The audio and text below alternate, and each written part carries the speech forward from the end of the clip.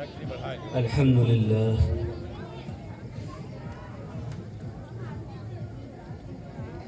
الحمد لله وكفى وسلام على عباده الذين اصطفى أما بعد فأعوذ بالله من الشيطان الرجيم بسم الله الرحمن الرحيم يا أيها الذين آمنوا كتب عليكم الصيام كما كتب على الذين من قبلكم لعلكم تتقون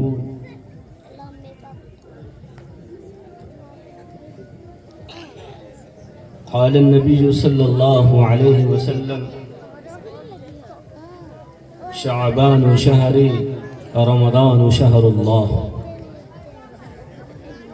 وقال عليه الصلاة والسلام في موضع آخر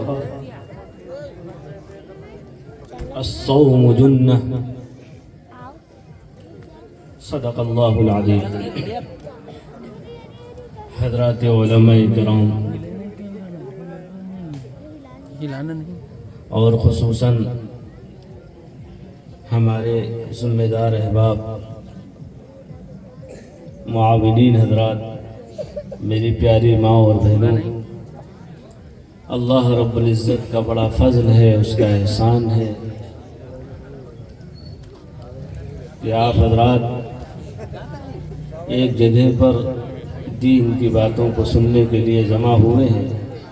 آپ کا یہ جو موضوع ہے استقبال رمضان، بہت بڑا اللہ کا احسان ہے کہ آپ اس کا استقبال کر رہے ہیں.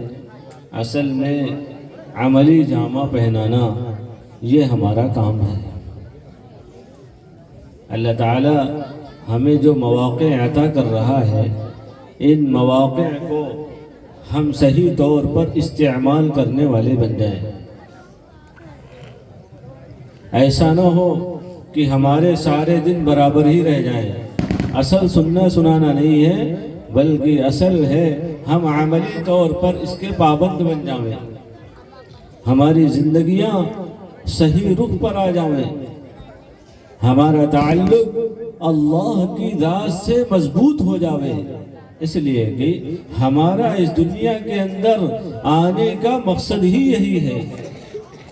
اللہ تعالیٰ نے جتنی بھی شکلیں اور صورتیں پیدا فرمائی ہیں، ان تمام شکلوں اور صورتوں کے پیدا کرنے کا کوئی نہ کوئی مقصد ضرور ہے. اللہ کا شکر ہے آپ نے جو ہے اس کا انتظام کیا ہے. اصل خطاب تو ہمارے حضرت کا ہوگا، ہم تو آپ حضرات کے درمیان تھوڑی دیر کے لیے بیٹھ گئے ہیں. تو بتانا اس پہ یہ مقصود ہے کہ دنیا میں جو ہم آئے ہیں، ہمارے آنے کا مقصد ہی ہے رضائے الہی، اللہ کو راضی کرنا، اللہ کے اوامر اور جناب محمد الرسول اللہ صلی اللہ علیہ وسلم کے طریقوں پر کامل اور مکمل طور پر عمل کرنا. یہ ہماری زندگی کا مقصد ہے، اور اس مقصد پر ہم رہیں گے تو ہم کامیاب رہیں گے. اگر ہم نے مقصد کو متروک کر دیا تو ہماری بھی ویلو اور وقعت سماج سے ختم ہو جائے. اللہ تعالیٰ نے جتنی بھی چیزیں پیدا فرمائی ہیں، ساری چیزوں کی تخلیق کا کوئی نہ کوئی مقصد ہے. زمین کے بنانے کا مقصد، آسمان کے بنانے کا مقصد، درختوں کے پیدا کرنے کا مقصد، چیزوں اور شکلوں کے بنانے کا مقصد، حشرات الارض کے پیدا کرنے کا مقصد. ان تمام چیزوں کا کوئی نہ کوئی مقصد ضرور ہے. اور ایک قاعدے کی بات یہ ہے، اگر کوئی چیز مقصد سے ہٹ جائے تو سماج سے اس کی ویلو اور وقعت ختم ہو جاتی ہے. آپ نے ایک درخت لگایا، اس درخت کے لگانے کا کیا مقصد ہے؟ اس کا مقصد یہ ہے کہ یہ لوگوں کے لیے سایہ بنے اور ہوا کا ذریعہ بنے. لیکن اگر یہی درخت سوکھ جائے، اگر یہی درخت سوکھ جائے تو سوکھنے کے بعد اب اس کا حال یہ ہوگا، اگر ہوائیں تیز چلیں گے تو اس کو اکھاڑ کر پھینک دیں گے.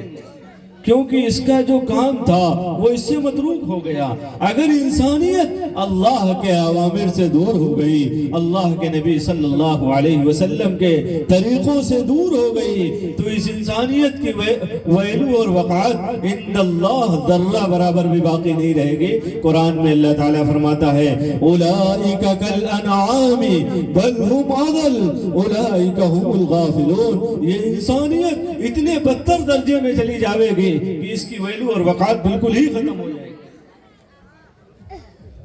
اس لیے میرے عزیزوں، میری پیاری ماں اور بہنوں، ہم جو یہاں جمع ہوئے ہیں استقبال رمضان کے لیے، تو استقبال رمضان یہ کیا چاہتا ہے؟ رمضان کیا مقصد ہے؟ اللہ کے نبی صلی اللہ علیہ وسلم رمضان میں آپ کی تعلیمات کیا ہیں؟ آپ نے صحابہ کو کیا سکھایا ہے؟ صحابہ کیسی زندگیاں گزارتے تھے؟ رمضان کو لے کر کتنے متفکر رہا کرتے تھے؟ اللہ کے نبی صلی اللہ علیہ وسلم رجب میں ہی کہتے اللہم بارک لنا فی رجب و شعبان وبلغنا رمضان، اے اللہ برکت دے دیجئے اور ہمیں رمضان تک پہنچا دیجئے۔ اللہ کے نبی صلی اللہ علیہ وسلم اس کے لیے آپ فکر مند رہا کرتے تھے، آپ ہر وقت اللہ کو راضی کرتے اور خوش کرتے، اس کے لیے آپ کوشش کرتے تھے۔ آپ نے امت کو تعلیم دی، آپ نے یہی صحابہ کو سکھایا۔ لہذا اس سلسلے میں میری چند گزارشات ہیں، چونکہ یہ استقبال رمضان ہے۔ سب سے پہلی گزارش یہ ہے کہ آپ لوگ روزانہ روزہ تو رکھتے ہی ہیں، آپ سحری میں افطاری کرتے ہیں، آپ تہجد کی نماز بھی پڑھ لیا کریں۔ اللہ کے نبی صلی اللہ علیہ وسلم آپ تہجد میں کھڑے ہوتے، قرآن میں اللہ فرماتا ہے نصفہ او انقص منہ قلیلا او زد علیہ ورتل القرآن ترتیلا انا سنلقی علیک قولا ثقیلا انا سنلقی علیک قولا ثقیلا۔ اللہ کے نبی صلی اللہ علیہ وسلم رات میں کھڑے رہتے تھے، اللہ کے سامنے پیروں پر ورم آ جاتا تھا، قرآن پڑھتے چلے جاتے تھے، رکوع اتنا لمبا، سجدہ اتنا لمبا۔ یہ سب کیا تھا؟ اللہ کے نبی تعلیم دے کر گئے ہیں کہ میری امت اس پر باقی رہے گی تو اللہ تعالیٰ اس پر رحمتیں بھیجے گا، اس کے لیے آسانیاں پیدا کرے گا، اس کی مصیبتوں کو دور کر دے گا۔ اس لیے کہ رمضان کی راتوں میں اللہ کا منانی آواز دیتا ہے، اللہ سے مانگنے والے اللہ تعالیٰ آسمانوں کے دروازوں کو کھول دیتا ہے۔ کون ہے میرا بندہ جو مجھ سے بخشش چاہتا ہے، مجھ سے مغفرت چاہتا ہے؟ میں اپنے بندوں کو بخش دوں گا، اپنے بندوں کو معاف کر دوں گا۔ اے میرے بندو، اگر تم مجھ سے آخرت کے بارے میں سوال کرو گے تو میں تمہیں عطا کروں گا، اگر دنیا کے بارے میں مجھ سے سوال کرو گے تو میں تمہیں عطا کروں گا۔ تمہاری جو چاہت ہوگی وہ میں تمہاری پورا کروں گا، اور میں تمہیں کسی کے سامنے رسوا اور فضیحت نہ کروں گا۔ لہذا میرے بندو مجھ سے مانگو، میں ہی تمہارا رب ہوں۔ قرآن میں اللہ تعالیٰ فرماتا ہے اے انسانوں تمہیں کیا ہو گیا ہے؟ یا ایھا الانسان ما غرک بربک الکریم الذی خلقک فسواک فعدلک فی ای صورت ما شاء رکبک کلا۔ اے انسانوں تمہیں کیا ہو گیا ہے؟ تم کریم رب سے کہاں دھوکے میں بھاگے چلے جا رہے ہو؟ جس نے تمہیں پیدا کیا ہے، تمہیں صحیح سالم بنایا ہے، تمہارے اعضاء صحیح سالم کیے ہیں، اور اللہ کو چھوڑ کر کے، اللہ کی نافرمانی کر کے کہاں جا رہے ہو؟ کیا تمہیں اللہ کے سامنے کھڑا نہیں ہونا ہے؟ کیا تمہارے سامنے قیامت کے مناظر نہیں آنے والے ہیں؟ کیا تمہیں اس کا احساس پیدا نہیں ہے؟ کہاں دھوکے میں پڑے ہو؟ کس کے دھوکے میں پڑے ہو؟ یہ مبارک ایام تم سے ضائع ہو رہے ہیں، فکر نہیں ہے؟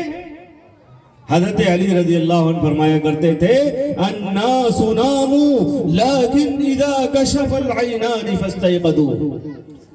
ان کو فکر ہوگی، ہاں اس وقت فکر ہوگی جب موت کا فرشتہ شہ رگ پہ ہاتھ رکھے گا، پھر یہ بیدار ہو جائیں گے کہ کاش کہ ہم جاگ گئے ہوتے۔ ہاں ہمارے اندر ابھی بھی وہی غفلت ہے، حالانکہ اس غفلت کو اتار کر پھینک دینا چاہیے۔ فرمایا یہ غفلت یہ ایمان والوں کے لیے موت ہے، اور یہ غفلت آدمی کو چھوڑتی نہیں ہے، یہاں تک کہ غفلت میں یہ آدمی کہاں سے کہاں پہنچ جاتا ہے۔ اللہ تعالیٰ فرماتا ہے اے انسانوں تمہارا کیا حال ہو گیا ہے؟ किस चीज के चक्कर में पड़े हुए हो जिसके हासिल करने में तुम्हारा ये हाल है कि हम दूसरों से आगे बढ़ जावें, हम तरक्की कर जावें, हम तरक्कियों के मनाजिलों पर पहुंच जावें, और हाल तुम्हारा ये हो गया है कि तुम लोग कब्रों में पहुंच जाते हो लेकिन एहसास नहीं पैदा होता है कि हमसे हमारी तहज्जुद की नमाजें छूट रही हैं। हम अल्लाह के सामने मांग लें तो हमारे मसाइल हल हो जाएंगे, हमारे मसाइल हल हो जाएंगे, हमारा काम बन जाएगा, हमारा काम बन जाएगा।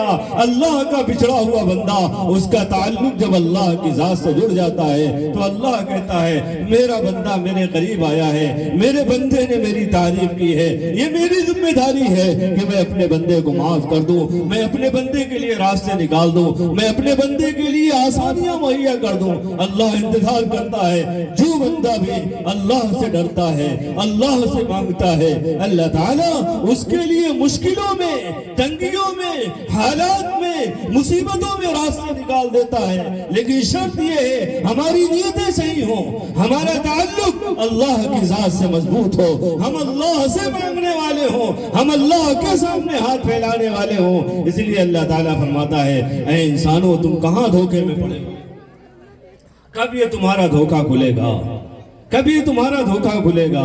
इसलिए फरमाया तहज्जुद की पाबंदी करो। और दूसरी बात यह है क्योंकि रमजान में जगते ही हो लिहाजा इशराक का भी एहतमाम कर लो। जहां दीगर फराइज को अदा कर रहे हो वो तो फर्ज है ही है, इशराक पढ़ लो। यहाँ रमजान के महीने में नफिलों का सवाब फर्जों के बराबर हो जाता है और फर्जों का सवाब 70 फर्ज के बराबर हो जाता है। हाँ, जो भी हम अमल करेंगे अल्लाह के यहाँ हमें उसका सवाब मिलेगा।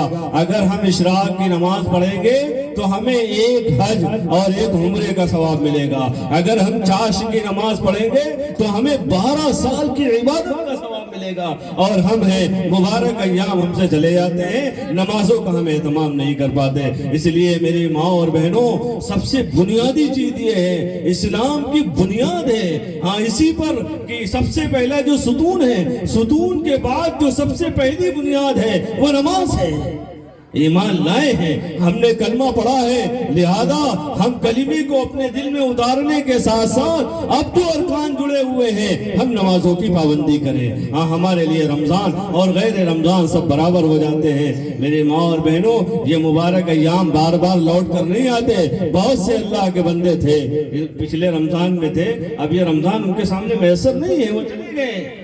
इसी तरीके से हमें भी इस दुनिया से जाना है और हमारे सामने आगे के मराहिल हैं, आगे की घाटियां हैं। उन घाटियों में अगर हम चाहते हैं कि हम कामयाब हो जाएं, हमें आगे कामयाबी और सरबलंदी मिल जाए, तो हमारे लिए जरूरी है कि हम अल्लाह ने हमें जो अय्याम दिए हैं इन अय्यामों को हम सही तौर पर गुजारें। नमाज के साथ, रोजों के साथ, जिक्र के साथ, इबादत के साथ, तस्बीहात के साथ, नवाफिल के साथ, अल्लाह के अवामिर के साथ, अल्लाह के नबी सल्लल्लाहु अलैहि वसल्लम के तरीकों के साथ अगर हमारी जिंदगियां होंगे तो हम लोग कामयाब हो जाएंगे। वरना मेरे अजीजों, सिवाय नुकसान के हमारे पास कुछ नहीं है, हम तो नुकसान में पड़ जाएंगे।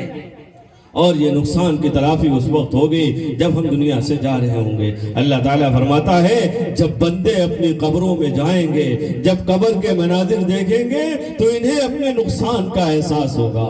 जब ये मैदान महशर के मनाजिर देखेंगे फिर इन्हें नुकसान का एहसास होगा। जब ये जन्नत और जहन्नम में जाने के जो फैसले हो रहे होंगे, वहां फैसलों पर आमाल नामों के मिलने के वक्त इन्हें एहसास पैदा होगा, इनके अंदर फिक्रें पैदा होंगे। ये अपने अंदर सोच रहे होंगे, कुफ्फार तो तमन्ना करेंगे, या लैतनी कुन्तु तुराबा, या लैतनी कुन्तु तुराबा। बाज तो कहेंगे काश कि हमें लौटा दिया जाता, बाज तो कहेंगे काश कि मेरी माँ ने मुझे जना ही ना होता, बाज तो ये कहेंगे काश हमारे सामने ये मंजर ही ना आता। फिर इन्हें एहसास, इसलिए फरमाया उस वक्त के एहसास के पैदा होने से कोई फायदा नहीं है। अभी हमारे पास वक्त है, अभी मोहलत है, हमारी सांसें चल रही। हम जितना चाहे सुभान अल्लाह पढ़ें, जितना चाहे अल्हम्दुलिल्लाह पढ़ें, जितना चाहे हम अल्लाह का जिक्र करें। हमारे अमल का रजिस्टर बंद हो गया, अब हम सुभान अल्लाह नहीं कह सकते।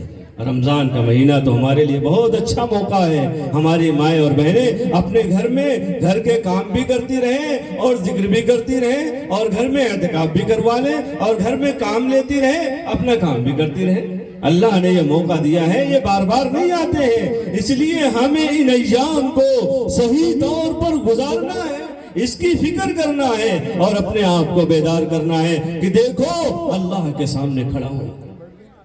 پھر جب یہ میدان محشر میں کھڑے ہوں گے, میدان محشر کا مسئلہ سامنے ہوگا, یہ آنکھوں سے دیکھیں گے. جب انہیں یقین ہوگا, یقین ہونے کے بعد اب ان کو سمجھ میں آئے گا کاش کہ میں نے اللہ کے نبی صلی اللہ علیہ وسلم کی بات مان لی ہوتی, کاش کہ ہم غفلت میں نہ ہوتے اور ہم نے اپنے آپ کو بیدار کر لیا ہوتا. میرے عزیزو, اس وقت ہمیں موقع نہیں ملے گا. ہاں, یہ رمضان بھی چلے گئے ہوں گے, یہ ایام بھی چلے گئے ہوں گے, ساری چیزیں ختم ہو گئی ہوں گی. اب تو وہاں جزا کا دن ہے, اب تو وہاں بدلہ کا دن ہے. جو ہم نے کام کیے ہیں ان کاموں کی جزا ہمیں اللہ کے یہاں دی جائے گی. قرآن میں اللہ فرماتا ہے فَمَن يَعْمَلْ مِثْقَالَ ذَرَّةٍ خَيْرًا يَرَهُ وَمَن يَعْمَلْ مِثْقَالَ ذَرَّةٍ شَرًّا يَرَهُ. جو جیسے عمل کر کے آئے گا اللہ کے یہاں اس کو بدلہ دیا جائے گا. اگر روزہ رکھا ہے تو قبر میں یہ روزہ اس کے لیے یہ مصیبت سے نجات کا ذریعہ بنے گا. اگر قرآن پڑھا ہے تو یہ قرآن کی تلاوت یہ عذاب قبر سے اسے نجات دلائے گی. اگر نمازیں پڑھی ہیں تو یہ نمازیں عذاب قبر سے نجات دلائیں گی.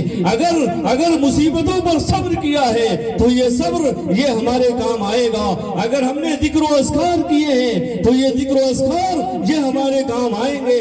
ہم نے جو بھی ہم نے خیر کا کام کیا ہے یہ سارے خیر کے کاموں کا اجر کل ہمیں قبر میں ملے گا. جو ہم نے کیا ہے اللہ کے یہاں اس کا بدلہ ہمیں ضرور ملے گا. فَمَن يَعْمَلْ مِثْقَالَ ذَرَّةٍ خَيْرًا يَرَهُ وَمَن يَعْمَلْ مِثْقَالَ ذَرَّةٍ شَرًّا يَرَهُ. اللہ کے یہاں ظلم نہیں کیا جائے گا, وہاں تو انصاف کا معاملہ ہوگا, وہاں سو انصاف کی ترازو قائم کی جائے گی. وَالْوَزْنُ يَوْمَئِذٍ الْحَقُّ, وہاں تو حق کا معاملہ ہوگا. اس لیے میری ماں اور بہنوں, یہ دنیا کی زندگی یہ امتحان کی جگہ ہے. اللہ نے ہمیں بہت تھوڑے وقت کے لیے یہاں بھیجا ہے. ہاں, یہاں ہم تیاری کر لیں گے, اللہ کو راضی کر لیں گے, اپنے آپ کو اعمال سے مزین کر لیں گے, ایمانی مایا کو ایمانی بیداری اپنے اندر پیدا کر لیں گے, تو یہ ایمانی بیداری یہ ایمانی مایا یہ ہمارے کام آئے گی اور یہ ہمیں نجات دلائے گی. اس کے لیے سب سے بنیادی بات یہ ہے کہ کلمے کا کثرت سے ذکر کریں, کثرت سے استغفار کریں, تاکہ ہمارے اندر کی جو کجی ہے وہ ختم ہو جائے. ہمارے اندر کا جو تعلق بگڑ گیا ہے, ہمارے اندر کی کیفیتیں جو بگڑ گئی ہیں, یہ کیفیتیں صحیح رخ پر آ جائیں, ہمارا تعلق اللہ کی ذات سے مضبوط ہو جائے. کلمے کا خوب اہتمام کرنا ہے, تیسرے کلمے کی تسبیح پڑھنا ہے, استغفار کا اہتمام کرنا ہے, درود شریف کا اہتمام کرنا ہے اور کثرت سے تلاوت کرنی ہے. قرآن کریم کا نزول اسی مہینے میں ہوا ہے, اس لیے قرآن کریم کی خوب تلاوت کرنی ہے, زیادہ سے زیادہ تلاوت کرنی ہے. اپنے آپ کو دین کے کاموں میں لگائے رکھنا ہے اور آئندہ عزم کرنا ہے کہ آئندہ ہم سے کوئی گناہ نہ ہونے پاوے, ہماری نمازیں نہ چھوٹنے پاوے, کوئی خیر کا کام ہم سے ترک نہ ہونے پائے, کہ ہمیں اللہ کے سامنے کھڑا ہونا ہے. ہمارا مواخذہ ہوگا, ہمارا حساب ہوگا, ہمارے سامنے مراحل آنے والے ہیں. ہم اپنی طرف سے نہیں آئے ہیں, ہم بھیجے گئے ہیں. کل ہم سے پوچھا جائے گا کیا کر کے آئے ہو. اللہ کے نبی صلی اللہ علیہ وسلم نے فرمایا الا کلکم راع وکلکم مسئول عن رعیتہ, خبردار تم میں سے ہر شخص ذمہ دار ہے, ہر شخص سے ذمہ داری کے بارے میں میدان محشر میں پوچھا جائے گا. باپ سے پوچھا جائے گا آپ نے اپنے بچوں کے ساتھ, آپ نے اپنے گھر والوں کے ساتھ کیا حق ادا کیا. گھر والوں کے ساتھ پوچھا جائے گا آپ نے کیا حق ادا کیا, آپ نے دین کی تعلیم دی یا نہیں دی, آپ نے نمازوں کا طریقہ سکھایا یا نہیں سکھایا, آپ نے دینی تعلیم دلائی یا نہیں دلائی, آپ نے حقوق اللہ اور حقوق العباد سکھائے یا نہیں سکھائے. ان تمام چیزوں کے بارے میں کل میدان محشر میں پوچھا جائے گا، کیا حق ادا کر کے آئے ہو، کیا بنا کر کے آئے ہو۔ اس لیے میرے عزیزو وہ کل ہمارے سامنے کھلی ہوئی کتاب ہوگی، حق کا معاملہ ہوگا، انصاف کا معاملہ ہوگا۔ لہذا یہ مواقع ہمیں ملے ہیں، اللہ کا فضل ہے۔ آنے والا مہینہ رمضان کا مہینہ ہے، اس مہینے کی ہمیں قدر کرنا ہے کہ یہ غفلت میں نہ گزر جاوے، اور ہمیں تیاری کرنی ہے، ہمیں خوب اہتمام کرنا ہے، تراویح کا اہتمام کرنا ہے۔ جہاں تراویح کا نظام نہ ہو وہاں نظام بنانا ہے اور اپنے آپ کو بڑھانا ہے، اور سب کو ایک عام طور پر سب کو لگانا ہے، اور یہ نیت کرنا ہے کہ جب تک زندگی باقی رہے گی کوئی نماز نہیں چھوڑیں گے۔ اللہ کو راضی کرتے ہوئے، اللہ کو راضی کرتے ہوئے رزق حلال کے ساتھ اپنی زندگیوں کو گزار کر کے اس دنیا سے چلے جائیں گے۔ انشاءاللہ کل ہمیشہ ہمیشہ کے لیے کامیاب ہو جائیں گے۔ قبر بھی ہمارا جنت کا باغ، میدان محشر بھی ہمارے لیے راحت، جنت کا بھی ہمارا داخلہ۔ اس کے لیے شرط یہ ہے اس تھوڑے سے وقت میں ہم تیاری کر لیں۔ اللہ تعالی ہم سب کو کہنے اور سننے سے زیادہ عمل کرنے کی توفیق عطا فرمائے۔ وما علینا الا البلاغ۔